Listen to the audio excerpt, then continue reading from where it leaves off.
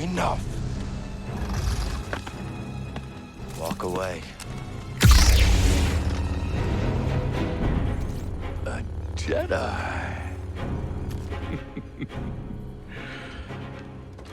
Remind our friend here why his kind are supposed to be dead. When Star Wars Jedi Fallen Order came out in 2019, it took everyone by storm. When it felt like all hope was lost for Star Wars games after the Battlefront games didn't quite deliver, Respawn came in and gave everyone one of the best Star Wars games created. While not a perfect launch, it was a breath of fresh air Star Wars games needed. After years of speculation, we got our first trailer in May of last year to kick off the hype for its sequel. Around 1 year later, we got our hands on what I would consider a near perfect masterpiece that is Star Wars Jedi Survivor. This game significantly improved on Fallen Order's formula in almost every way, creating not only a fantastic Star Wars game, but a fantastic game in general. In this video, I'll be taking a deep dive into every aspect of Jedi Survivor. With that in mind, I will be throwing a spoiler warning for this game and its predecessor, Fallen Order. There's a lot to cover here, so let's jump into the video. Hold on, BD.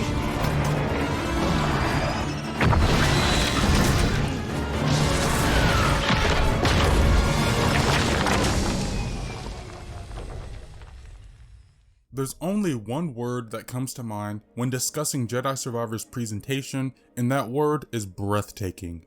This is a no-brainer given the game is released exclusively to the PS5 and Xbox Series consoles. I can't tell you how many times I ran into a beautiful vista and had to stop so I could capture the moment in photo mode. This is one of the most recent games I can think of where I have used photo mode the most. Relax.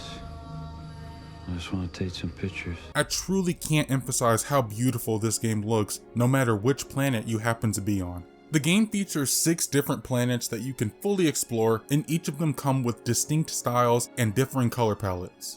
Coruscant is the first planet the player gets to roam around in, and this is a fantastic rendition of a planet we have seen numerous times throughout the movies and TV shows. The section of the planet we are in is the underworld of Coruscant, and I couldn't have asked for a better location. This place hasn't been explored too much in Star Wars and reminded me of the lost Star Wars game, Star Wars 1313. Exploring the planet in the beginning made me wish we could have gotten that game even more.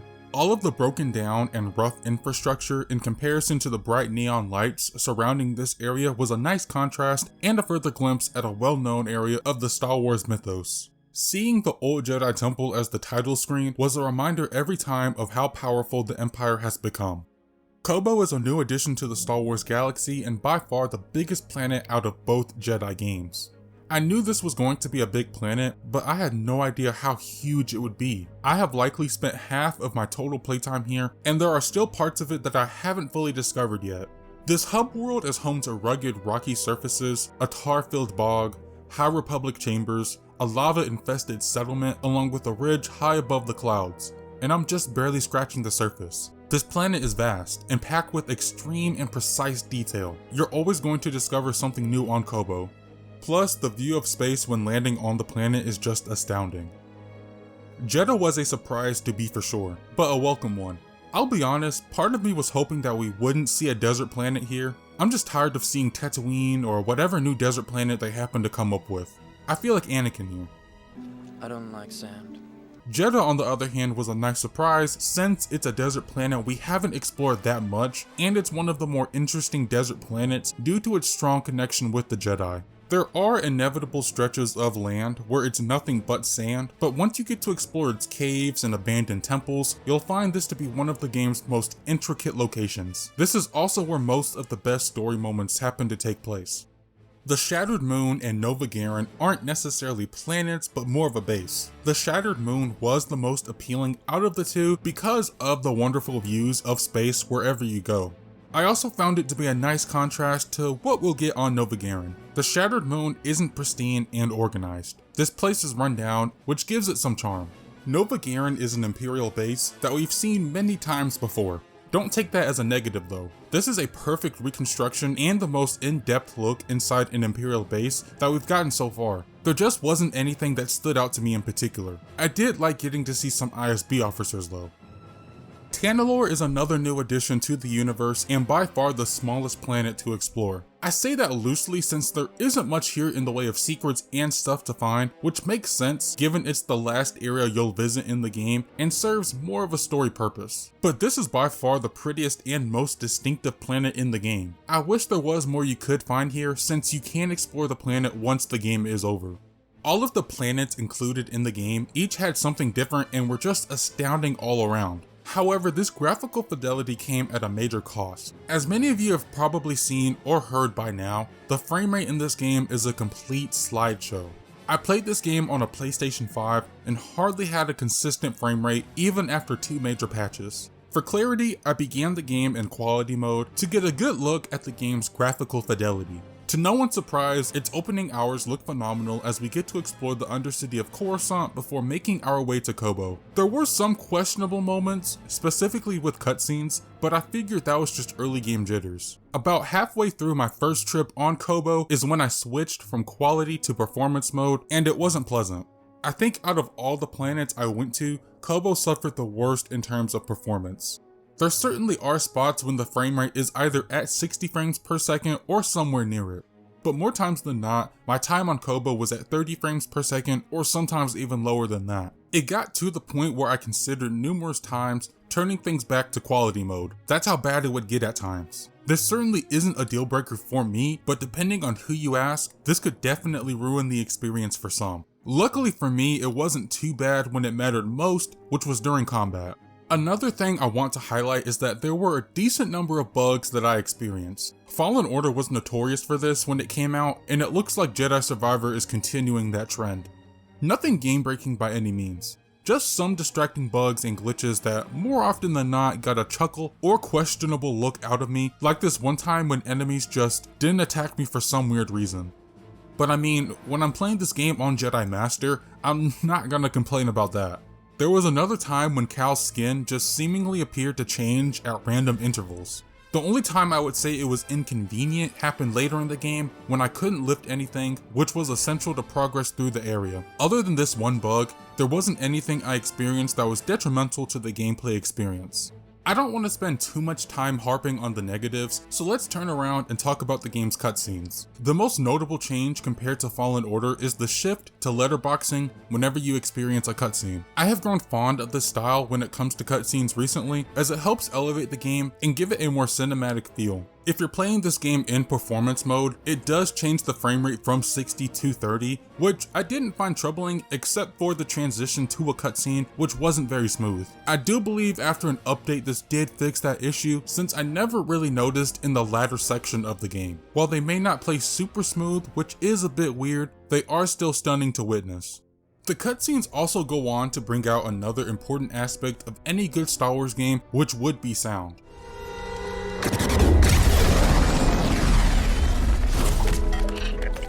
This is a high priority for me with Star Wars games, and Jedi Survivor doesn't disappoint. Everything sounds amped up, and playing this game with a headset intensifies the experience. Cal's lightsaber strikes,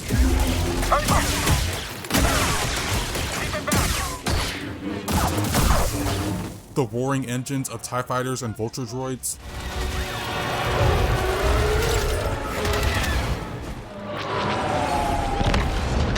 and even quieter moments of exploring Koboh help to further immerse yourself into a galaxy far, far away. Something I really loved is when customizing your lightsaber, each crystal comes with different sounds as well.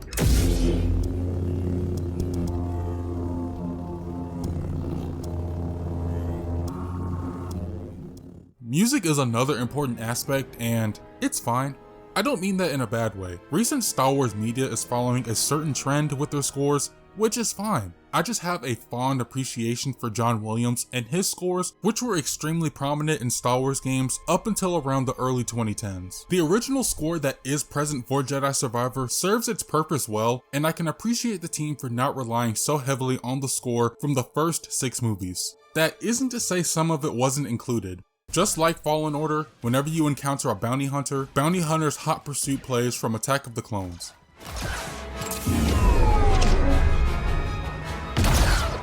Another happens a bit later in the game when exploring a Lucre Hulk on Koboh. You run into an MTT and a snippet of Attack the Droids from The Phantom Menace plays. Hey, an enemy!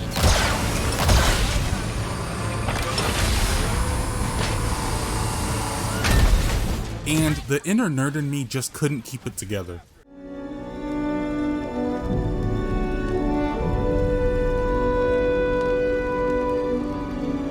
While moments like this are very rare, they sure do know how to get me going. Even the original score has its moments where the music hits at the right time, immersing me deeper into the moment.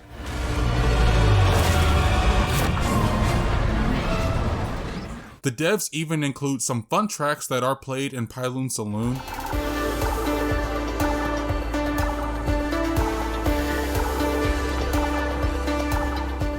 One of which will be very familiar to fans of Fallen Order.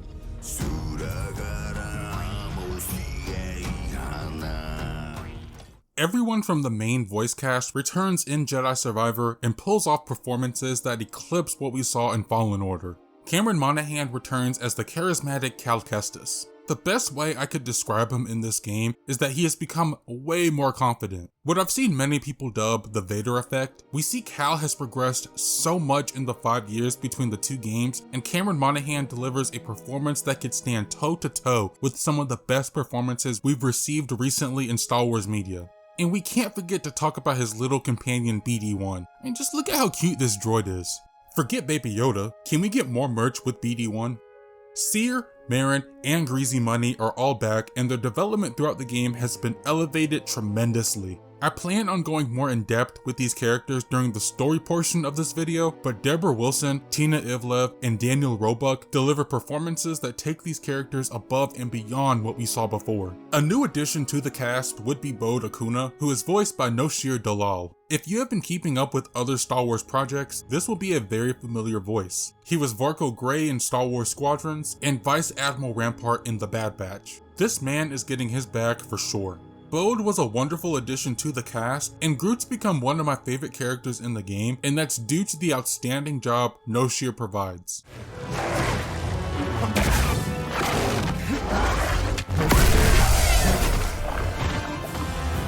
Jedi Survivor has had a major step up in terms of gameplay. Both combat and traversal have been tremendously expanded upon and brought a ton of welcoming changes. Lightsaber combat feels as smooth as it ever was. It continues to get the job done when fighting a group of normal enemies, but you'll be tested when dealing with the expanded roster of enemies. The biggest addition to this game is 3 new lightsaber stances for Cal's moveset. You start out with 2, single and double blade, but it's not long before you get the 3rd stance, dual blade. This was technically in Fallen Order, but only as a special attack, and not a dedicated stance. As you progress through the story, you unlock the crossguard stance from a Bedlam Raider and the blaster stance when Bode gives Cal one of his blasters. As it sounds, the blaster stance arms Cal with a blaster along with a single-bladed lightsaber. It basically turns Cal into a gunslinger, allowing you to pop enemies in one shot. I found it wonderful when dealing with stormtroopers or battle droids, but I didn't like it when I knew I was going to face enemies that could block my shots or take them like a sponge. This stance does have some of the best upgrades though, with a quick draw allowing you to lock on to multiple enemies and kill them in one shot. Over yet? Satisfying every time. Crossguard looks similar to Kylo Ren's lightsaber with vents shooting outside the hilt. This stance is slow, but will dish out serious pain to those on the opposing end. I would say it's at its best when fighting Jedi Survivor's toughest enemies. I like the addition of the new stances, since this does add some variety to how you can dispatch your foes. Only 2 can be equipped, which adds some effective strategy as you'll have to learn when's the best time to bring out a specific stance to deal with different enemies. Personally, I would have liked for this system to have been similar to something like Devil May Cry or even Ghost of Tsushima, where you can change all of the different weapon stances at the press of a button. However, in retrospect, I feel that would have made the game unbalanced in many scenarios. The stances I used the most during my playthrough was the double blade and the dual blade stances. I always found double blade to be the best for boss fights or crowd control, while swapping to the dual blade for general combat encounters. These 2 also felt the smoothest to me out of all the stances. While I can appreciate the addition of the new stances, I hardly use them as much. Although crossguard did get me through one tough boss encounter once I figured out how to properly use the stance. For regular encounters, it was just too slow for me, and after I got all of the stances, the single blade was never put back in my rotation. But that's where the beauty of this system and its strategy come into play. Others may find crossguard or the single blade to be the best out of all of them. The blaster stance might be someone's main stance. Everyone will find their favorite too, and this leads to everyone's Cal being unique to themselves. Perks are just another way to enhance this system. You can find different perks throughout the different planets that give Cal an edge in combat, like increasing the block damage when performing a well-timed parry, or those that can help by dishing out more XP. Just more ways to make your version of Cal unique. This takes me to customization, another aspect from Fallen Order that's been given a major overhaul. You're no longer limited to different color ponchos. You can customize Cal in a plethora of new options ranging from jackets, undershirts, pants, and different hairstyles. With all of these options, this truly leaves room for you to customize Cal however you want and make him your own. Unless you're following some kind of guide to dress him up like a famous Star Wars character, at a glance, I can't see two people having the same look for Cal. This also goes for BD1, your lightsaber, and even your blaster, which all come with their own dedicated customization menus as well. You can change the individual pieces of each component and even their color from a set of predetermined palettes. The icing on the cake is letting you adjust how pristine or aged these three things can be. I just can't think of any other way to make this aspect of the gameplay even better. Circling back to the Force, there aren't too many new additions to the Force abilities this time around. With everything from Fallen Order carrying over into this game, you start out powerful from the beginning. I'm extremely happy that Cal didn't experience some sort of amnesia to make him forget how to do something simple as Force Push. The same goes for BD1, who can slice terminals and be used as a zipline from the get-go. This allows combat and traversal to open up as soon as the game starts. To combat this, there are new obstacles along the way, and throughout the journey, you'll unlock new force powers and abilities to overcome these challenges. A couple new ones I want to highlight is Dash and Confusion. Dash is a welcoming addition that makes getting around the different planets a breeze. Once you unlock this ability, the environments you visit immediately open up, allowing you to put this ability to use right away. Confusion is a mind trick that gets foes to fight for you. It can also be used during key story moments. You should open the door. I should... What? This is an inspection. You have orders to let me pass. I didn't use this ability that much in the beginning, but once I saw what I could do with it, I began pumping points into the skill tree and was able to use it to its fullest advantage. The way you learn these new moves is almost similar to how it was in Fallen Order. During key moments of the story, Cal experiences a flashback to his time with Seer. He experiences a pivotal moment that puts things into perspective and allows him to overcome the challenge in front of him. Just a nice way to keep things consistent with the two games. BD also comes with some nifty upgrades. He still has the map, which I didn't find too cumbersome this time around. It's still not the best, but there are a lot of options to make re-exploring these areas less troublesome, although there are some things I would have liked to have seen fleshed out more. For one, you can now add beacons to the map to make marked spots easier to find. However, this isn't reflected in the world or HUD. You still have to visit the map often. I think adding some kind of compass to the top of the screen or adding a mini-map would have helped in this case. BD can also be used as a set of binoculars to scout ahead or mark interesting parts of the map. It was a nice addition, but a mechanic I hardly used outside of the story and one trophy I needed. What really matters are the abilities BD can unlock to help make your way through these planets. He unlocks a Kobo Grinder and an Electro Dart that will come in handy during the story and exploring different planets.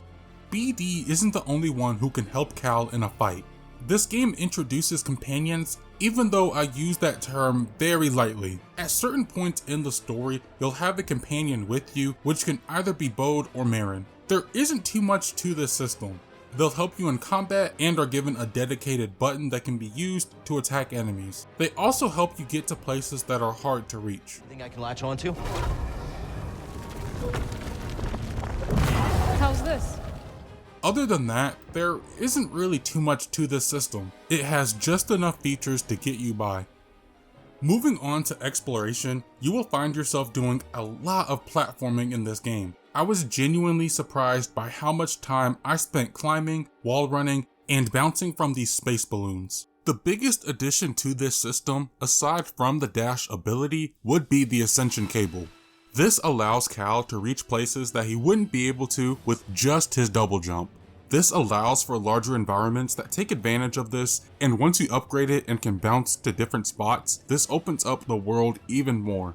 Respawn cracked the code on making a satisfying traversal system because when you've unlocked everything and it all comes together, it's satisfying to play through. One of the best sections of the game solely relies on you utilizing all of the traversal skills that you have learned so far to their fullest extent, which came as a complete shock. If that doesn't show confidence in your mechanics that don't deal with a lightsaber, I don't know what else does.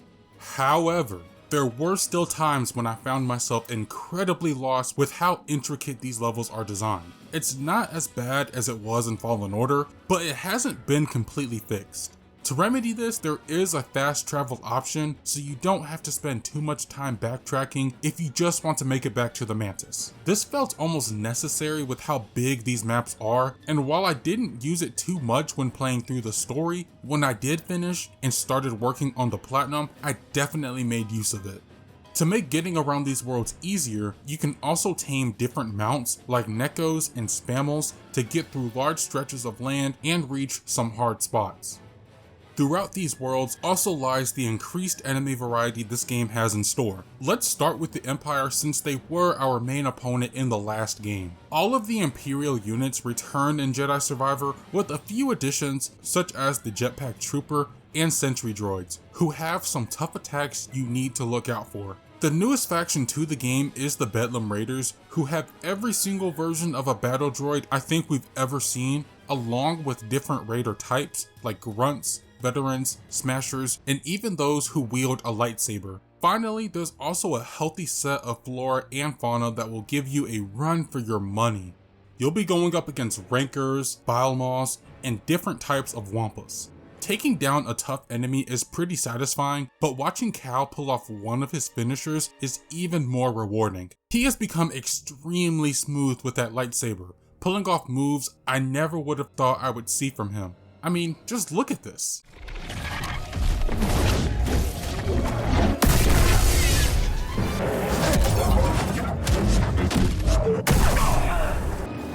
What a move! That guy really didn't like you.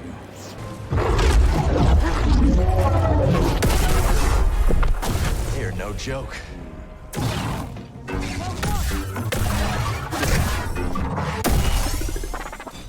These finishers are absolutely brutal, and so is the inclusion of dismemberment, a feature that we were all asking for after finding out it wasn't going to be in Fallen Order. Respawn finally delivered, and I cannot forget to mention the dialogue that comes from the enemies. Stormtroopers, and especially battle droids, deliver some extremely funny moments if you stop to take a listen. Here are just a few that I really enjoyed.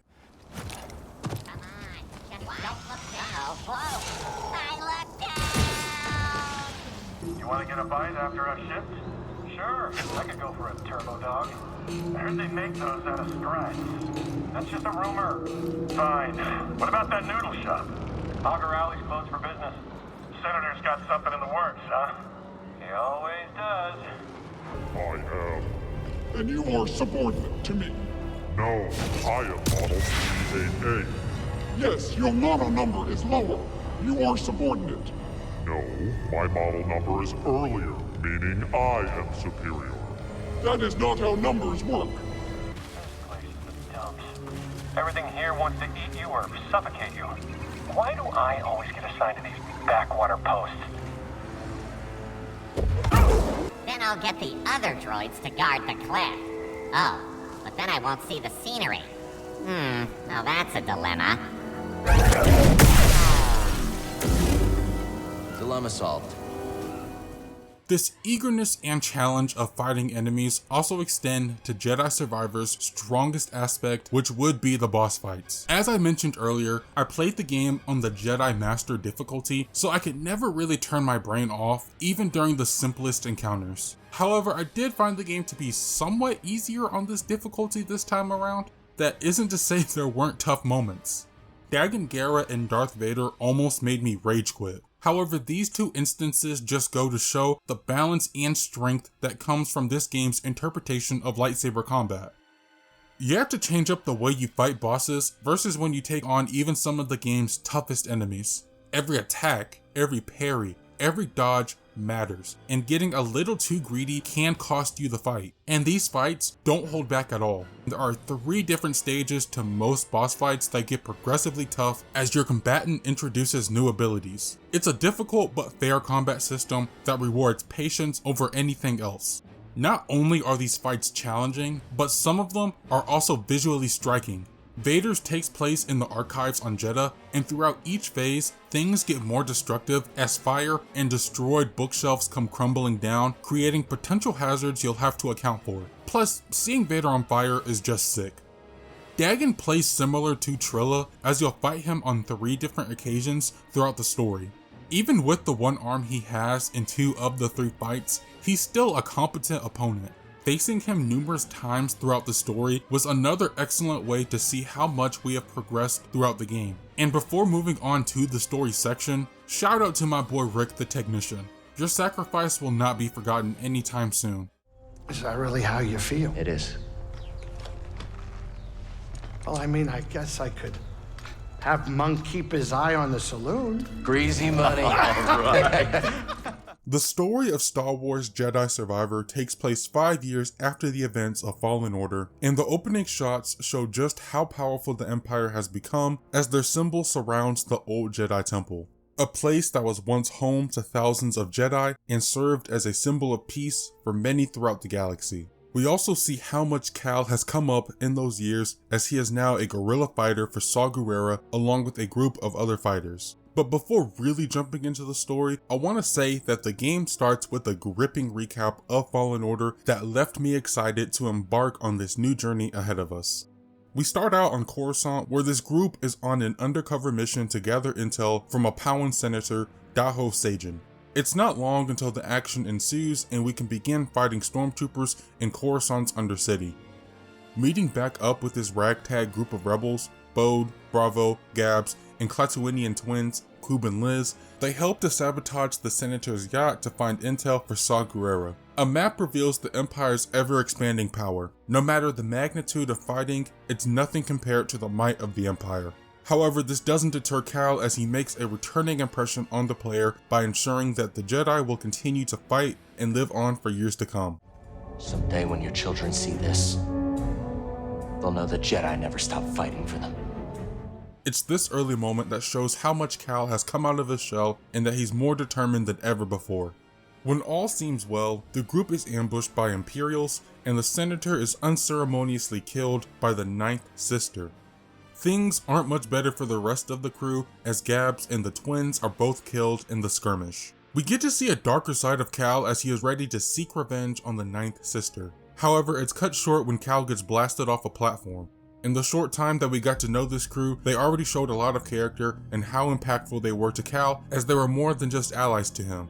There isn't much time to mourn the losses, and while they don't seem to affect Cal at the moment, it will leave a deeper impact on him moving forward. Making his way back to the surface, Bode buys Cal some time by making a stylish entrance. As they escape, we get to see more of how Cal has become strong in the Force as he performs the same move on a Purge Trooper ship that Trilla did to the Mantis before. This was a nice parallel and an excellent way of showing how much Cal has progressed along with how comfortable he is with the Force. What better way to continue than by having the first boss fight be with one of Fallen Order's toughest enemies.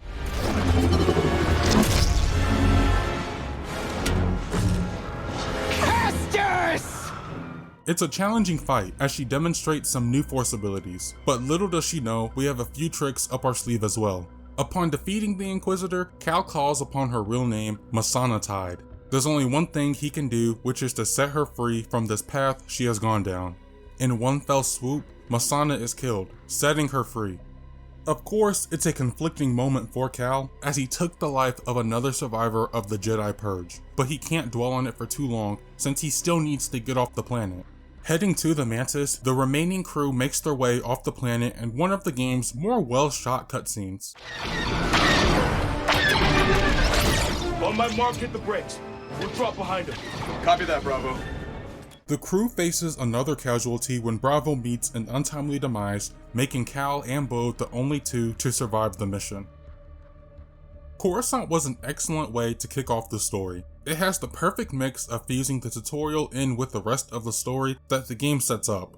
We get to witness how Cal has progressed not only as a Jedi, but as a person in a matter of minutes. This new crew had a strong bond between them, and while we didn't see them for too long, it's clear they meant a lot to Cal, especially when the rest of the Mantis crew isn't on board. But what happened to Grease, Seer, and Marin?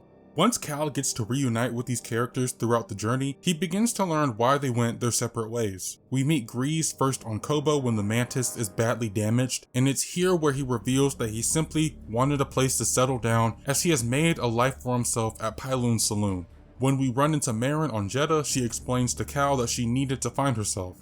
Her identity was being a Night Sister for so long that when she was given a chance to carve her own path in the galaxy, she took it. Seer, reconnected with the Force following the death of her Padawan, is working on reconstructing what's left of the Jedi archives. She's also helping with the Hidden Path, a network that shelters Jedi and Force users from the Empire. While this information isn't known to Cal or the player when starting the game, their unexplained departure from the Mantis leaves Cal lost, and without a clear purpose, he starts to question his role in the galaxy. For so long, he was known as a Jedi, and then a survivor. And with the Empire seeming to grow significantly, what is he now? This feeling of being adrift is exactly how I felt leaving Coruscant. Depending on how you play through Kobo, there can be a long period of time when nothing really seems to be going on. This initially isn't bad, but it made the beginning a slow burn until Cal is given an ultimate goal. This first trip to Kobo is full of exciting events like fighting battle droids, finding Grease, and getting what we need to fix the Mantis. I just want to say fighting battle droids in a Star Wars game that isn't Battlefront has been a long-awaited wish for me, and I'm pleasantly surprised that this is the game to fulfill that desire.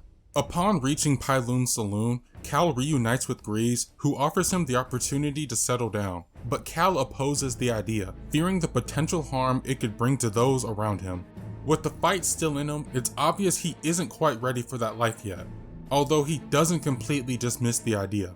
The quest to repair the Mantis leads Cal to a chamber containing ZN-A4, or Z for short. Inside this chamber, Cal learns about Santari Khri and Tanalorr, two significant contributors to the game's narrative. The two escape, but not before Cal can throw in a humorous comeback to his choice of clothing in the last game. But you're not even wearing the proper robes! I'm more of a poncho guy. At Z's request, she wants us to activate the forest array on Kobo to prevent the information on Tanalorr from being lost. Making his way to the array, Cal discovers a Bacta tank. Through his rare ability of psychometry, he gains more insight into Tanalorr and learns about Dagan Gera, another Jedi from the High Republic era who had high hopes for Tanalorr. He was optimistic that this place would be beneficial for the Jedi Order. That hope was shattered when Marauders attacked the planet, and before we can see the outcome, Dagan discovers Cal's presence through this Force Echo and pleads for his freedom. He's released and caught up to speed. Dagan's frustration with the abandonment of his major discovery and the destruction of the Jedi Council leads him to succumb to the dark side. Not until the Jedi Council gave the order to abandon Tanalorr and then refused to counterattack. They gave up on it? Yes. It was my discovery, my home, and they just expected me to throw it away? This anger leads to one of the coolest moments in all of Star Wars where Dagan bleeds his lightsaber crystal. In his rage, his first target is Cal, which leads to an intense fight. The battle is interrupted by Ravis, a raider who was seen earlier at Pyloon's, upon Cal's arrival on Kobo. He rescues Dagan, and with the array activated, the race to reach Tanalorr has begun. Again, while I found these opening hours to be directionless, discovering remnants of the High Republic and witnessing a Force user actually bleed their crystal was cool as hell. Before moving on with my thoughts, I want to make something extremely transparent. While not heavily included, the High Republic plays a prominent role in Jedi Survivor's story. Dagan, Centauri, Z, the many areas we visit on Kobo, and eventually Tanalorr have strong roots in the High Republic era. This is an era of Star Wars I am not familiar with. For those who may be unaware, the High Republic ushered its way into canon back in 2021 and is set 200 years before the events of The Phantom Menace. This is a time when the galaxy was at peace and the Jedi were at the height of their power. Numerous books and comics were released that tell the tales of different Jedi during this time. Even though I never read any of the books or comics, I didn't feel like I was missing out on anything. I felt the game did a pretty good job informing the player on the broad strokes of exactly what the High Republic was, at least for the context of this game. I've seen some people say the High Republic felt shoehorned into the story, but I felt otherwise. While it didn't encourage me to go out and read any of the material, I enjoyed getting to see remnants of an era I personally haven't explored myself. While we're on the topic of supplementary media, I should also mention that I didn't read Star Wars Jedi Battle Scars, a novel detailing the events of what Cal and the Mantis crew were up to between the two games. These certainly are not essential to understanding or even enjoying Jedi Survivor's story. If anything, they just enhance the experience. With that out of the way, let's get back to the story. After the first trip to Kobo, events in the story pick up significantly, offering intriguing character moments along with surprising twists. Jedha is next and offers some important character moments for Cal. To start, we run into Merrin, and the romantic tension between the two picks up right where they left off. She allows Cal to showcase a fun and goofy side of his personality that we haven't seen too often in the games. Careful, there's danger nearby. You always love to climb. Comes in handy. If that was a joke, I hope you fall. They get even more time to bond when a dust storm forces them to seek shelter for the night. The next morning leads to a delightful surprise when the two reach the hidden base. A springy BD-1 races to Master Cordova, the Jedi who guided us along our path on Bogano in the previous game. I never thought we were going to see him aside from holograms, so finding out that he is alive and well was amazing to see. Reuniting with Cere showcases a character flaw within Cal. He was frustrated with everyone for leaving, not understanding their reasoning. He was left to only make assumptions about the crew, that they had just given up on the Empire. But that's far from it. Merrin has become somewhat of an urban legend on Jedha, and again, Cere is reconstructing the archives and helping with the hidden path. They were still fighting the Empire, just in their own ways. The crew's departure deeply affected Cal, but this trip to Jedha helped him regain a more positive mindset and put his assumptions to rest. The Mantis crew is briefly reunited, and Cal updates everyone on the situation. Cordova offers help, but needs further research on Tanalorr. This leads Cal to Kobo and the Shattered Moon, but before he can go, Bode offers one of his blasters to Cal. Of course, he is hesitant as his master and much of the Jedi Order frowned upon the use of an uncivilized weapon. This, along with his growing bond with Merrin, are all against his Jedi code. It's interesting to see how Cal deals with this as the story moves on. This trip to Jedha emphasizes Cal's emotional journey and his understanding of his companion's choices. The reunion with Cordova and discussions with Merrin and Cere provide important character development and go on to showcase Cal's personal growth. We should get these back to Cordova.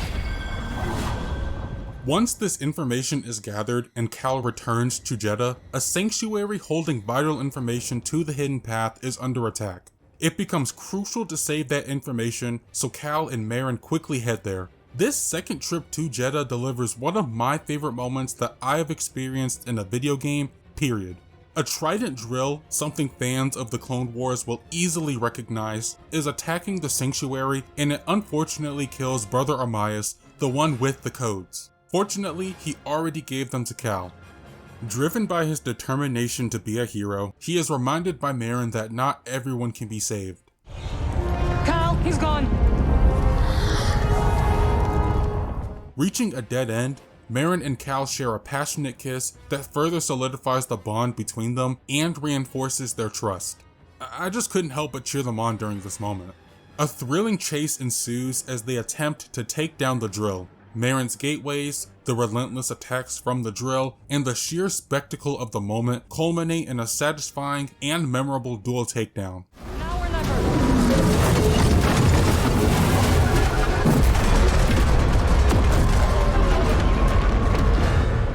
Describing it through snippets doesn't do justice to the exhilaration of the experience. This is something that needs to be witnessed firsthand.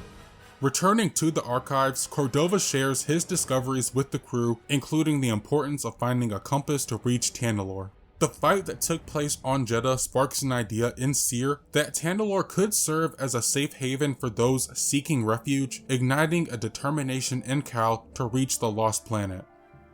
Heading back to Koboh, prequel fans are given a heavy dose of nostalgia when we get to explore a Lucrehulk to find Z, who was droid napped by raiders. This section provides the most in-depth look at the ship. We've seen bits and pieces of the Lucrehulk from the Phantom Menace, and I believe a couple episodes from the Clone Wars, but it's fully realized here. We get to see every major component that makes up the ship, along with how the raiders have turned it into their own home.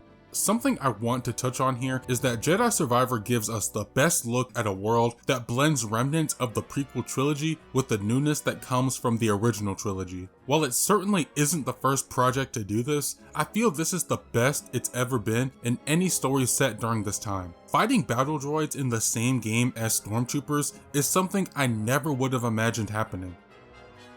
We find Z, but not before engaging in another fight with Dagan.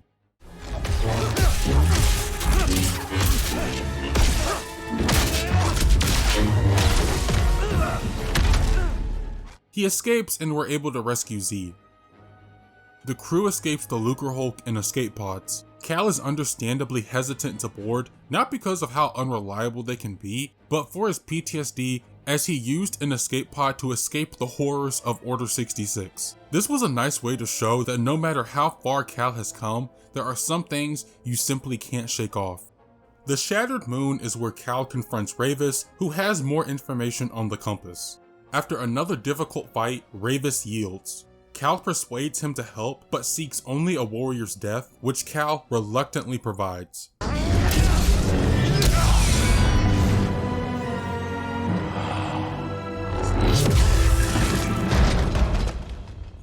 During this encounter, signs of Cal being consumed by his obsession with Tanalorr starts to surface, mirroring Dagan's path. Cal must decide who he will become and whether Tanalorr's importance justifies the risk and sacrifices.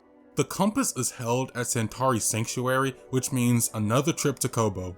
Cal makes it through another unexplored part of the planet through an Imperial facility. The place is crawling with Imperials, and isn't going to be an easy fight, but the reward lies in a highly unexpected boss fight. This moment right here is when I realized the amount of love and care Respawn put into making this a fun experience for those who worked on the game, along with everyone playing it. This satisfaction continues on the surface when Cal is taken high above the clouds. Again, that combination of prequels and originals is put on full display with TIE fighters engaging Vulture droids and stormtroopers taking on Bedlam raiders in full force. With help from Bode, the two reach the sanctuary and only one thing is blocking them from getting closer to Tanalorr. This fight showcases Dagan's incredible strength in the Force, casting illusions to throw off Cal and Bode and even using it to give him an extra hand. In this final fight, Cal puts a stop to Dagan, leaving behind a broken compass.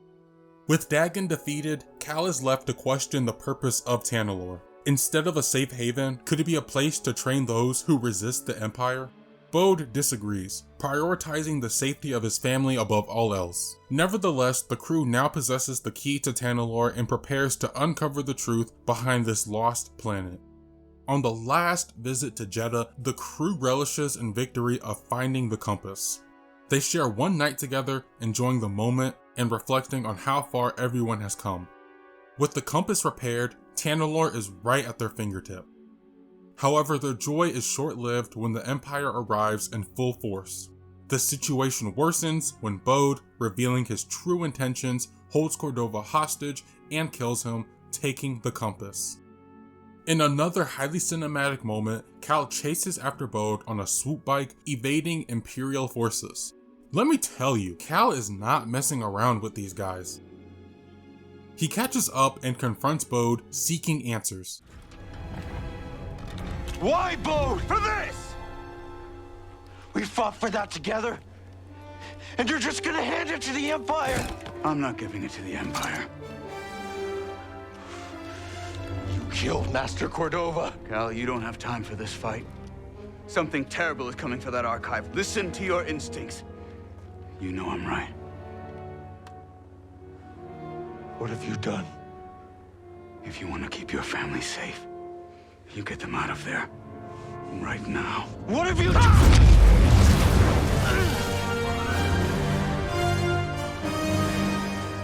This shocking revelation of Bode's true identity catches Cal off guard, leading to a dangerous confrontation where Cal is left seriously injured. The story takes an unexpected turn as we then take control of Cere Junda. Cere valiantly defends the anchorites against the overwhelming Imperial forces, allowing them to escape. Playing as Cere is enjoyable and genuinely caught me off guard. I ended up loving this section more than I thought I would. The gameplay as Cere is satisfying as she exhibits the same set of skills Cal has and takes down enemies effortlessly. Cere manages to get most of the anchorites off-world and gets the communication codes we received earlier to BD. She succeeds, but little does she know a surprise is in store for her. On the other side of the door lies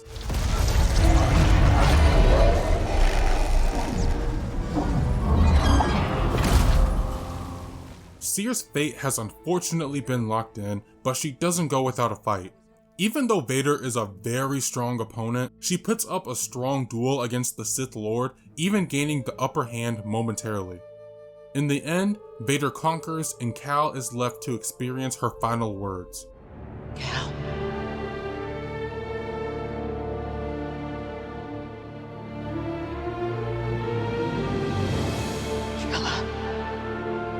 This moment hits hard, and is further elevated by Cameron Monaghan's strong performance.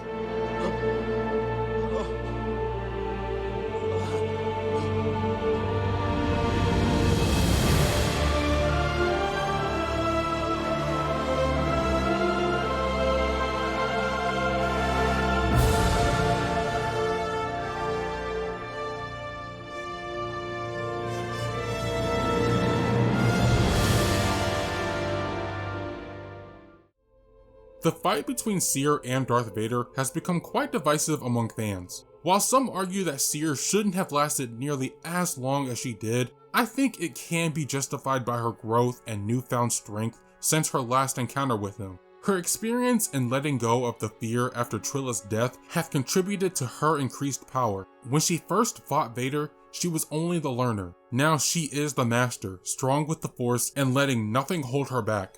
Nevertheless, it is undeniable that Vader's strength is unmatched, and he lives to see another day.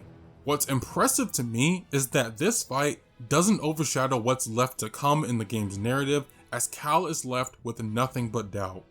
The loss of Cere and Bode's betrayal deeply affect the crew, especially Cal, who blames himself for not sensing Bode's true intentions. It's a tough time, but there is hope. Tracking Bode to a base on Nova Garen, he's able to find his quarters. It's important to note that much of the killing that Cal is doing on Nova Garen is only aiding Bode's escape, as pointed out by an ISB officer named Denvik. Killing stormtroopers is no longer a viable option to find Bode. To avoid more violence, Cal disguises himself in an ISB uniform and continues making his way throughout the base. Another thing I want to quickly point out is that the menus change colors from a welcoming blue to a dark and violent red. This effectively reflects Cal's emotional state and his proximity to the dark side, which further adds to the atmosphere, highlighting the darkness that Cal is grappling with during this part of the story. We find Bode's room and discover nothing but a data disk along with his daughter Kata. It was nice getting to witness a wholesome moment at a time when everything seems so bleak. However, the moment is interrupted when Bode appears. Tensions run high, but the two manage to keep things calm as Bode explains his side of the story. It's heartbreaking hearing someone who was shaken by the events of Order 66 lose even more when his wife sacrificed herself to ensure the safety of her family. But Cal cannot overlook the danger Bode put everyone in. Bode seizes the opportunity to escape, leaving Cal to face the entire base alone. In a desperate attempt to survive, Cal's frustration leads him to one thing: embracing the darkness. Taking the slow ability to new heights, we're able to kill enemies effortlessly, which makes getting off the base much easier. Merrin comes to his rescue, both from the overwhelming force and preventing him from further falling down this path. Cal is close to giving in to the dark side when he's about to strike Denvik down. It's Merrin who reminds him of his true self. Fear! They're all dead because of him! Cal! This is what Bode wants. I know you are in pain, but this is not you! The Empire has taken enough from us! I will not lose you too!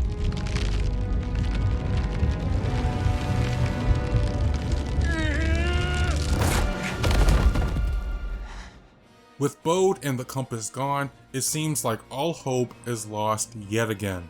However, playing the data disk reveals another way to reach Tanalorr through the arrays on Koboh and the Shattered Moon. Only one more needs to be activated. This revelation offers a glimmer of hope for the crew and sets the stage for the final phase of the journey. This brief section of the game also helps to perfectly showcase Cal's struggle and his temptation to fall into the dark side. With one final trip to Koboh, Cal activates the array, granting him access to Tanalorr. Navigating through the dangerous yet beautiful Koboh abyss, Cal successfully guides the Mantis through with the help of Cere. Now.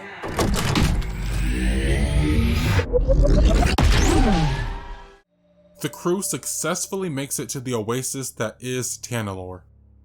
Upon reaching the planet, Cal and Merrin find Kata, who brings them to Bode. A budding relationship between Merrin and Kata begins to form, hinting at a sweet bond between the two characters moving forward. Bode, consumed by his obsession to protect Kata, is surprised and furious at their arrival, leading to an emotionally charged boss fight as Cal is forced to confront Bode, someone he cared about. In this intense fight, Cal even embraces the darkness one last time to overcome someone he considered a brother. Bode's descent into darkness and his attempt to harm those close to him ultimately leads to a climactic moment. Just like Masana Tide, there's only one way this fight with Bode Akuna can play out.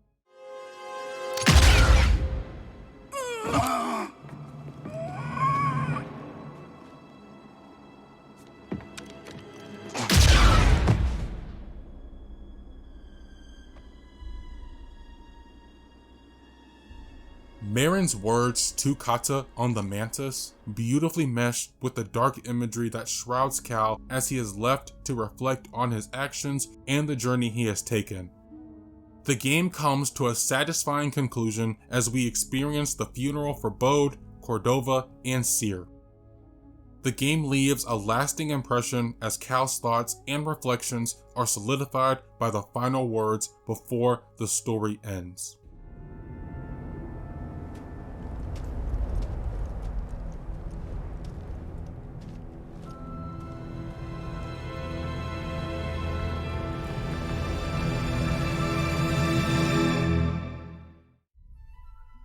Overall, I thoroughly enjoyed my time with Star Wars Jedi Survivor. It takes Cal Kestis on a journey that leads him to some unexpected places. Witnessing the growth of Grease, Merrin, Cere, and Bode throughout the game highlights the impeccable character progression that Respawn has nailed in their single-player narratives. While its story may not have major implications on the larger galaxy at hand, which is understandable, the events that played out have a significant impact on these characters who are all well-rounded. Cal in particular has undergone a remarkable improvement since the last game. He was naive and reserved, but is given a chance to become more confident with his identity. Getting to witness his transformation as he embarks on a traditional hero's journey while grappling with the temptation of the dark side was a joy to watch unfold. There are many times throughout the story when Cal goes against the morals of the Jedi Order, forming attachments, giving into hate. These moments make Cal a unique Jedi during these times. The side characters are equally well developed, making the crew feel more alive than ever. The story, for the most part, is paced well. Aside from the opening hours when nothing seems to be going on, once we reached Jeddah, things picked up significantly. While revisiting the same planets might have seemed repetitive or dull, that's the charm of the Jedi games. Being able to revisit these planets with new abilities and knowledge on how to get past the obstacles that lay before you. The many surprises in the narrative felt earned, especially when it came to Bode's intentions. While his betrayal may have left a wound on the player, his reasoning is clear and understandable. I also found the ending of this game to be much more satisfying than it was in Fallen Order. I wasn't the biggest fan of that game's ending when it first came out. I don't know, it just didn't feel earned. I have since come around on it, but I believe the build up to this ending works much better. The crew didn't succeed in their ultimate goal of making Tanalorr a safe haven for the hidden path, but Respawn skillfully plants seeds of doubt throughout the game, leaving the player, much like Cal, questioning if Tanalorr is truly the ideal solution it initially seemed to be. By the time the game ends, Cal is primed for whatever lies ahead in his future. The journey, along with its destination, pays off, creating a fully realized and well-rounded story. Before ending the video, it's important to talk about the side content Jedi Survivor has. With the story and much of the side content I did, I finished Jedi Survivor in around 25 hours, which exceeded my expectations. In terms of side content, there is a plethora of it. Pyloon Saloon, which I briefly mentioned earlier, offers a variety of activities. By finding people around the galaxy, you're able to unlock different features such as live entertainment, a fish tank, the return of gardening, and a holotactics board game, which is surprisingly enjoyable once you get a hold of how it plays. This cast of characters you do find are very enjoyable to talk with. This includes the lovable Turgle. Cal, did you find the spot I was telling you about? Yeah, actually. You might be telling tales. I would never lie to you. And the charismatic Scuva. Once you get everyone to the saloon, this place becomes lively. When exploring the different planets, you'll encounter NPCs who provide rumors that serve as the game's side quests. They range from simple tasks like playing a song from the jukebox to finding a group of prospectors who disappeared in a cave. Although I didn't complete many of them throughout the story, they are there to complete. For those seeking a challenge, force tears are scattered throughout the planets. These tears provide challenges in either combat or traversal. Some of the combat ones are pretty easy, like using a specific stance during one of the trials, but some are really tough, such as facing off against 2 Ogdos at once. Traversal challenges can either test your patience or leave you with a sense of accomplishment when you overcome them in one try. Bounty hunting has returned and is significantly expanded upon. You have a whole catalog of deadly hunters looking for you, and you earn pucks for each kill. It's another engaging activity that leads to an exciting cameo once you've completed everything. Treasure is littered throughout each planet and can be used at a variety of shops to buy things ranging from clothes or parts for your lightsaber, blaster, or BD-1. For those interested in trophy hunting, you're looking at an additional 15 to 20 hours of content. You don't have to complete everything, which makes obtaining this platinum trophy much more enjoyable. What's funny is that I initially didn't plan on pursuing the platinum trophy. However, I wasn't quite ready to leave this world just yet when I wrapped things up. Some trophies were exhausting, like finding all of the priorite shards to purchase everything in Doma's shop. When all is said and done, I finished everything I wanted to do in just under 40 hours, which I still find very impressive. Jedi Survivor offers a wealth of content, and I can't even count the number of times I got lost in the middle of a story mission due to the abundance of things to do. Respawn skillfully crafted a story that was enhanced by the immersive world they created, resulting in a package that is worth investing every second into. Should we give it a shot?